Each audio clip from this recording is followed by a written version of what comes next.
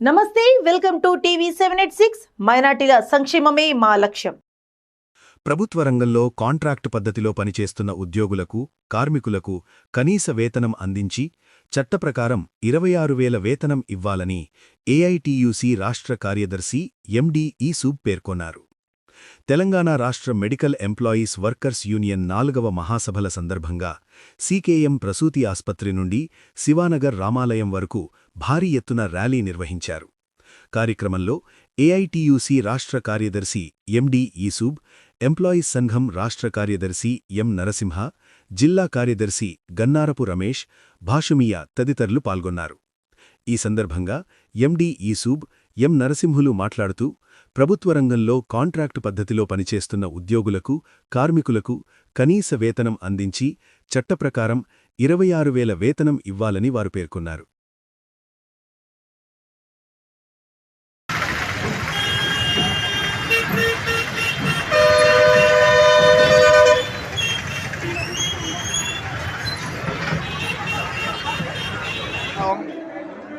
నిరంతరం పని జరిగేటటువంటి ప్రదేశాల్లో కాంట్రాక్ట్ కార్మికులను ఉంచడానికి వీల్లేదని చెప్పి చట్టం చెప్తున్నప్పటికీ ఆ చట్టాన్ని ఉల్లంఘించి వాళ్ళ కాంట్రాక్ట్ కార్మికులతో పనిచేస్తున్నారు. కాబట్టి మేము ఈ మహాసభల్లో కాంట్రాక్ట్ ఉద్యోగస్తులందరినీ నువ్వు ఏ పేరన్నా పెట్టుకో, అందరినీ కూడా పర్మనెంట్ చేయాలని చెప్పి ఒక ముఖ్యమైన డిమాండ్గా ఈ మహాసభలో ఆ డిమాండ్ మేము పెట్టి దాన్ని తీర్మానం చేయబోతా ఉన్నాం. అంతేకాకుండా ధరలు విపరీతంగా పెరిగిపోయినాయి. సామాన్య మానవుడు బతకలేనటువంటి పరిస్థితులు ఉన్నారు. మరి అలాంటి సందర్భంలో కేవలం 11,000 రూపాయలు మాత్రమే ప్రభుత్వ ఆసుపత్రుల్లో పనిచేస్తున్న శానిటేషన్, సెక్యూరిటీ, పేషెంట్ కేర్ సిబ్బందికి ఇస్తూ ఉన్నారు. మరి ఆ జీతాలను వెంటనే 26,000కు పెంచాలని ఈ మహాసభల ద్వారా ప్రభుత్వానికి హెచ్చరిక మేము జారీ చేయదలుచుకున్నాం.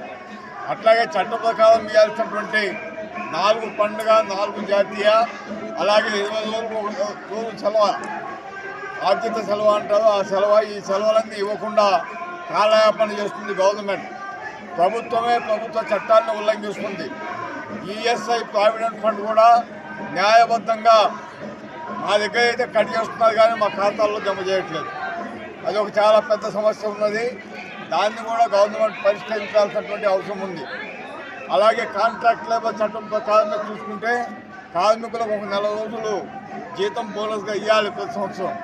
మరి ఆ బోనస్ కూడా చెల్లించట్లేదు. గతంలో ఉన్నటువంటి కాంట్రాక్టుల కాల పరిమితి పూర్తి అయిపోయింది. ఆ పూర్తి అయిపోయిన సందర్భంగా కొత్త టెండర్లను పిలిచి కనీస వేతనం 26,000 రూపాయలు చెల్లించాలని చెప్పి మేము డిమాండ్ చేస్తున్నాం. ఎందుకు డిమాండ్ చేస్తున్నామని చెప్పి గవర్నమెంట్కి డౌట్ వస్తే, నేను కనీస వేతనాల బోర్డులో మెంబర్గా ఉన్నా. కనీస వేతనం ఎంత ఉండాలి అనే విషయం మీద మేము చర్చించి తక్కువలో తక్కువ 20,257 రూపాయలు జీతం ఉండాలి. కాంట్రాక్ట్ అవుట్సోర్సింగ్ రంగంలో కార్మికులు పనిచేస్తూ ఉన్నారు. వైద్య ఆరోగ్య రంగంలో మరీ ముఖ్యంగా రోజు రోజుకు ప్రభుత్వ రంగ ఉద్యోగులు, గవర్నమెంట్ ఉద్యోగుల సంఖ్య రోజు రోజుకు కుదించుకుపోయి ప్రైవేట్ ఉద్యోగుల సంఖ్య, అంటే కాంట్రాక్ట్ ఉద్యోగుల సంఖ్య రోజు రోజుకు పెంచుతూ ఉన్నారు. అంటే కాంట్రాక్ట్ ఉద్యోగం అంటేనే శ్రమ దోపిడీ అనేది స్పష్టంగా అర్థమవుతుంది. అనేక రంగాల్లో పనిచేస్తున్నటువంటి కార్మికులు వాళ్ళకి కనీస వేతనం లేకుండా కొనసాగుతూ ఉంది. గత 12 సంవత్సరాలుగా గతంలో ఉమ్మడి ఆంధ్రప్రదేశ్లో ఈ కాంట్రాక్ట్ లేబర్ సిస్టమ్ తీసుకొచ్చినప్పటికీ కూడా ఉమ్మడి ఆంధ్రప్రదేశ్లో కనీసం కాంట్రాక్ట్ కార్మికులకు కనీస వేతనం అన్న ఉండేది. రెగ్యులర్ ఉద్యోగ బేసిక్ వేతనం చెల్లిస్తుండేవారు. కానీ తెలంగాణ రాష్ట్ర ప్రభుత్వం వచ్చినాక రెగ్యులర్ ఉద్యోగ బేసిక్ వేతనం కూడా చెల్లించకుండా అతి తక్కువ జీతాలతో మరొకసారి వాళ్ళను అందరూ కూడా శ్రమ దోపిడీకి గురి చేస్తూ ఉన్నారు. ఈ మహాసభల్లో వైద్యారోగ్య రంగంలో పనిచేస్తున్నటువంటి కాంట్రాక్ట్ ఉద్యోగులకు కనీస వేతనం అమలు చేయాలని చెప్పి వైద్యారోగ్య రంగంలో పనిచేస్తున్నటువంటి కాంట్రాక్ట్ కార్మికులందరినీ కాంట్రాక్ట్ చట్టం ప్రకారమే చెప్తుంది. కనీసం 240 రోజుల పైబడి పనిచేసిన వాళ్ళందరినీ కూడా రెగ్యులరైజ్ చేయాలని చెప్పి, వీళ్ళందరినీ రెగ్యులర్ ప్లేస్లో ఉన్నటువంటి పనిలో చేస్తున్నటువంటి వాళ్ళు ఉన్నారు కాబట్టి వాళ్ళని రెగ్యులరైజ్ చేయాలని చెప్పి మేము డిమాండ్ చేస్తున్నాం. అప్పటి వరకు కనీసం వాళ్ళకు ఒక అవుట్సోర్సింగ్ ఏజెన్సీ ఏర్పాటు చేసైనా ఏజెన్సీ ద్వారా జీతాలు ఇవ్వాలి.